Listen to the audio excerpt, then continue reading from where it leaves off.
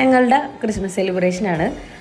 രാവിലെ നേരത്തെ കയറണമായിരുന്നു കേട്ടോ. നമുക്ക് ജ്വല്ലറി ഓപ്പൺ ചെയ്യണമല്ലോ, അപ്പോൾ അതുകൊണ്ടിട്ട് സെലിബ്രേഷൻ എല്ലാം രാവിലെ ഉണ്ടോ. ഒരു 8:30 ആയപ്പോഴും സ്റ്റാർട്ട് ചെയ്തിട്ടുണ്ടായിരുന്നു. 9:30 ആകുമ്പോൾ നമുക്കപ്പോൾ നോർമലി ഷോപ്പിൽ കസ്റ്റമർ വരുന്ന ടൈം ആവുമല്ലോ. അപ്പോൾ 9:30 ആയപ്പോഴേക്കും പരിപാടി എല്ലാം കഴിഞ്ഞിട്ടുണ്ടായിരുന്നു. അപ്പോൾ നമുക്ക് നോർമലി അത് കഴിഞ്ഞിട്ട് വർക്കിന് കയറാൻ വേണ്ടിയിട്ടായിരുന്നു കേട്ടോ.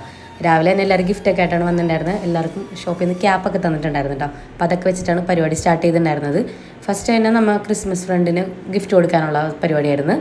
ഓൾറെഡി നമ്മൾ എടുത്ത് വെച്ചിട്ടുണ്ടായിരുന്നു ആരാണ് ക്രിസ്മസ് ഫ്രണ്ട് എന്നൊക്കെ. അപ്പോൾ ഗിഫ്റ്റ് വാങ്ങിച്ചിട്ട് ഇന്നത്തെ ദിവസം കൊടുക്കാൻ വേണ്ടിയിട്ട് അങ്ങനെയായിരുന്നു. എനിക്ക് കിട്ടിയിരുന്നത് അവനായിരുന്നു കേട്ടോ, ജിത്തുവിനായിരുന്നു.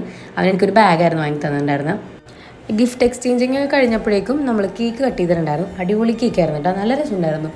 സ്പഞ്ച് അത്ര രസം ഉണ്ടായിരുന്നില്ല, എന്നാലും ക്രീമും നല്ല ടേസ്റ്റ് ഉണ്ടായിരുന്നു. പിന്നെ എല്ലാവരും ഹാപ്പി ക്രിസ്മസ് ഒക്കെ പറഞ്ഞ് വീഡിയോക്ക് വേണ്ടി പോസ് ചെയ്യാൻ കേട്ടോ. അത് കഴിഞ്ഞ് നമ്മൾ എല്ലാവരും കൂടി നിന്നിട്ട് ഒരു ഫോട്ടോയൊക്കെ എടുത്തിട്ടായിരുന്നു പിരിഞ്ഞിട്ടുണ്ടായിരുന്നത്.